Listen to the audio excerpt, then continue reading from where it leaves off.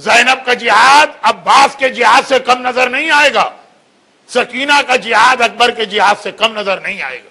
سکینہ کا جہاد ہے کیا؟ خالی اتنا نہیں ہے کہ رخسار پہ تماچے کھائے اور کمر پہ کوڑے کھائے، خالی اتنا نہیں ہے۔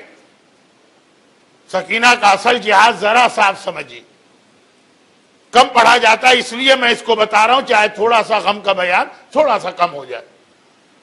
دیکھیے کیپٹل سٹی،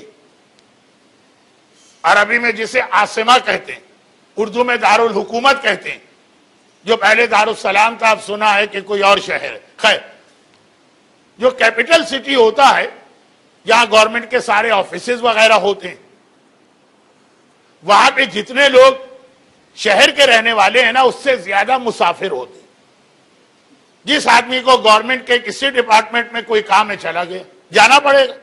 اچھا پرانا زمانہ، آج تو پھر بھی phone, E mile, on line بہت طریقے ہیں اپنے گھر سے نکلے بغیر کام کرانے کے، لیکن پرانے زمانے میں تو کچھ فون تک نہیں تھا۔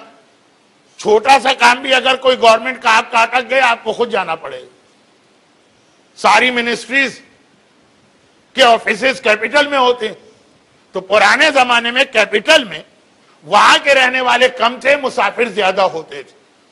وہ آتے ہیں 4-5 دن، 1 ہفتہ، 10 دن رہے چلے گئے، دوسرے آ گئے۔ اور پرانا لائف اسٹائل، یہ دو باتیں ٹائم کم ہے تو آپ کو عجیب لگ رہی ہوں گی کہ مولانا کیوں ٹائم ویسٹ کر رہے، لیکن بہت اہم۔ دوسری بات، جو مسافر کسی شہر میں نیا جاتا تھا پرانے زمانے میں، اس کو ٹائم پاس کرنا بہت مشکل ہوتا تھا۔ لائٹ تھی نہیں اس زمانے میں، تو مغرب عشاء کے بعد پورا شہر بند، نو ایکٹیویٹی، لائٹ ہی نہیں، نہ ہوٹل، نہ ریسٹورانٹ، نہ کیفے، نہ کوئی کولڈ کارنر، نہ کوئی شیشہ ہاؤس، کوئی چیز بھی نہیں۔ ایون گھر میں بھی بیٹھ جائیں تو کوئی ٹی وی نہیں، کوئی ڈش نہیں، کوئی میڈیا نہیں، کچھ نہیں۔ اچھا یہ مسافر ہے تو دوست بھی نہیں، رشتہ دار بھی نہیں۔ بھئی آج کل تو یہ ہے کہ آپ کا کوئی دوست اور رشتہ دار نہ ہو، آپ گھر جا کے بیٹھ جائیں، ٹی وی آپ کے سامنے، دھڑا دھڑ چینل بدلتے رہیے، 2 گھنٹے پاس ہو جائیں گے۔ اور اگر کچھ دوست ہیں ان کے ساتھ بیٹھ گئے، اور ٹائم نہیں گزر رہا، کسی کولڈ کارنر پر کھڑے ہو کے ٹھنڈی بوتل آپ نے پی لی۔ ٹائم پاس کرنے کے بہت طریقے ہوتے ہیں آج کل، پرانے زمانے میں کوئی نہیں۔ تو مسافر بیچارہ کہاں جائے؟ وہ رات کو مغرب عشاء کے بعد آ جاتا ہے، ہوٹل کے یا مسافر خانے کے کمرے میں اپنے بستر پہ لیٹ جاتا ہے۔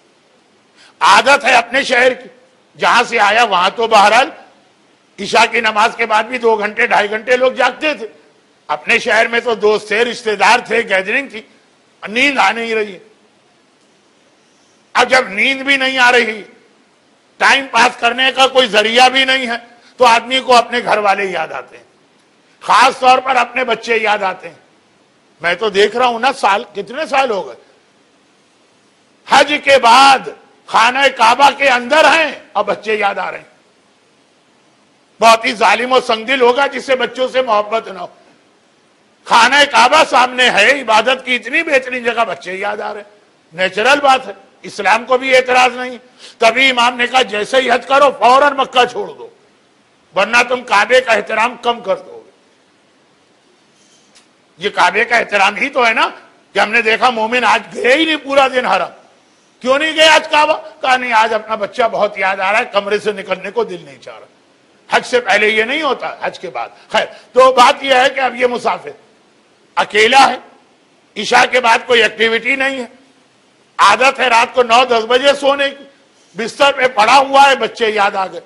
اور اگر صحیح باپ ہے تو بیٹیاں زیادہ یاد آئیں گی۔ ماں کو بیٹے سے زیادہ محبت ہوتی ہے اور باپ کو بیٹیوں سے، بیٹیاں زیادہ یاد آئیں گی۔ اب اپنی بچیاں یاد آ رہی ہیں، چھوٹی بچی زیادہ یاد آتی ہے، کیونکہ جب باپ گھر سے جا رہا تھا تو بڑی بیٹیوں کو تو پتا ہے کہ ضروری کام سے جا رہے ہیں، چھوٹی بچی کو کیا پتا، وہ تو باپ سے لپٹ گئی ہوگی کہ بابا آپ کہاں جا رہے ہیں، مت جائیے، میرے ساتھ کھیلیے۔ وہ زیادہ یاد آ رہی ہے کہ آخری آواز اسی کی میں نے سنی۔ اب دیکھیے، بستر پہ اکیلا لیٹا، کوئی ایکٹیویٹی نہیں ہے کہ ٹائم پاس کرے، نیند نہیں آ رہی، اپنی چھوٹی بچی بہت یاد آ رہی ہے کہ اچانک کان میں کسی چھوٹی بچی کے رونے کی آواز آ گئی. اس کو معمولی چیز نہ سمجھیے، ہسٹری کا یہ جملہ بہت امپورٹنٹ ہے.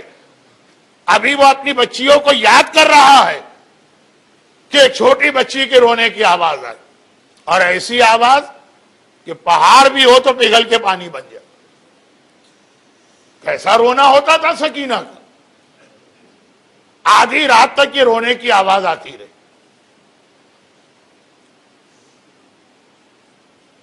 ایک مرحوم کے ایصال ثواب کی مجلس ہے آج، اور ابھی جو میت ہو گئی ہے اس کے حوالے سے نماز وغیرہ ہے. سکینہ اپنے بابا کو یاد کر رہی ہے جو کربلا میں چھوڑ کے آئی تھی. یہ تو پھر بھی خوش قسمت ہے کہ غسل ملا، کفن ملا، نماز ہو. سکینہ تو جب چلی تھی نہ بابا کو غسل تھا، نہ کفن تھا، نہ نماز تھی. وہ کیسے روئے گی؟ رو رہی. یہ اپنی بچی کو یاد کر رہا ہے کہ اسی ایج کی ایک بچی کے رونے کی آواز، اور ایسا رونا. آدھی رات تک بچی روتی رہی اور یہ آدمی کی پوری رات کی نیند اڑ گئی. ایک نہیں ہے، جتنے مسافر آئے ہوئے ہیں اور بہت سے تو شہر والے بھی. صبح اٹھتے ہی وہ پہلا کام یہ کرتا، ہوٹل کے مینیجر کے پاس جاتا ہے اور کہتا ہے کہ کیسے لوگ ہو تم؟ تمہارے شہر میں ایک بچی رات کو اس طرح سے رو رہی تھی. اندھیرے سناٹے میں آواز دور تک جاتی. یزید کا ایک ظلم اہل بیت کے پروپیگیشن کا ذریعہ بنا. یزید نے جس زندان میں رکھا تھا وہاں چھت نہیں تھی، تو کھلے کے اندر رو رہی، آواز دور تک جا رہی. کتنے ظالم ہو. ساری رات بچی روتی رہی. بھئی ہمیں تو پتہ ہی نہیں کہاں ہے، کون ہے، کس لیے رو رہی. تم تو یہاں کے رہنے والے. جا کے بچی کو خاموش بھی نہیں کرایا، تسلی بھی نہیں دی. مسافر خانے کے مینیجر نے جواب دیا. اگر وہ خاموش رہا تو قریب کھڑے کسی اور آدمی نے جواب دے دیا کہ اس بچی کو کوئی خاموش کرا بھی نہیں سکتا. جتنا اسے روکنے کی کوشش کرتے ہیں اتنا اس کا ماتم اور بڑھ جاتا. اب یہ سوال کرے گا مسافر تو ہے کون بچی؟ اس کا خاندان کہاں ہے؟ کہا تو وہ تو سب مرد مارے گئے، عورتیں قید میں، یہ بچی بھی قید میں. بچی نے کیا کیا کہ وہ قید میں؟ دیکھیں سب لاجیکل باتیں ہیں جو آپ کو سوچنا چاہیے اگر آپ سکینہ کے جہاد کو زیادہ توجہ سے نہیں سوچتے. اب اس نے کہا بچی، سارے مرد مارے گئے، خود قید خانے میں ہے، تو بچی نے آخر جرم کیا کیا؟ کہا کہ اس نے تو کچھ نہیں کیا، اس کا بابا یزید کے خلاف کھڑا ہوا تھا. کیوں کھڑا ہوا تھا؟ اب دو آدمی غلط بات بتانے والے ہیں تو دو صحیح بھی بات. وہ کنفیوز ہو گئے. زیادہ لوگوں نے کہا، شام کے لوگوں نے کیا کہا، اس کے باپ نے حاکم کے خلاف بغاوت کی تھی. ایک آدمی نے کہا نہیں وہ مسئلہ اسلام کا تھا. کنفیوز ہو گئے. کہا کہ اچھا یہ بچی کہاں، کس قید خانے میں؟ کہا وہ قید خانہ. وہاں گیا، دروازے پہ سجاد بیٹھے، سیدانیہ سب اندر ہیں، دروازے پہ سجاد بیٹھے. دیکھا اس نے، کہا وہ بچی سے ملنے آیا. کہا میں اس کا بڑا بھائی. کیا بات؟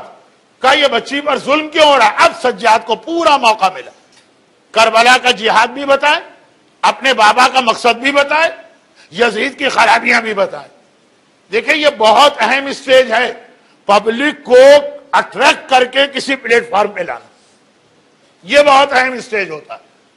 ایک بار آ گئے پھر تو جو آپ کا دل چاہے انہیں سنا ہے، مگر لوگ آئیں کیوں اپنے کام چھوڑ کے؟ یہ سکینہ کا ماتم کا فائدہ.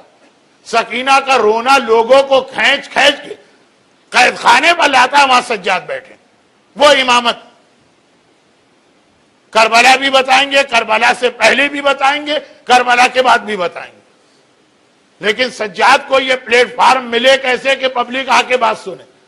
ایک بار دربار میں یزید نے بلایا، دیکھا خطبے کا اثر، پھر نہیں بلایا. ایک بار مسجد میں بلایا، دیکھا سجاد کے خطبے کا اثر، اذان کے ذریعے روکنا پڑا، پھر نہیں بلایا. سکینہ کا ماتم پبلک کو کھینچ کے خود لا رہا. اور یہ مختلف شہروں کے لوگ ہیں.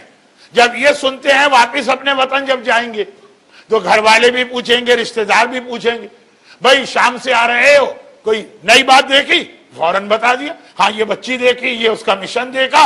یہ سکینہ کے ماتم نے سجاد کو وہ موقع عطا کیا کہ غیر اور اجنبی آ کر حسین کا پورا جہاد سن کر اپنے شہروں میں جا کے وہ جہاد پہنچا رہے ہیں. برحمتک یا ارحم الراحمین وصلی اللہ علی محمد وآلہ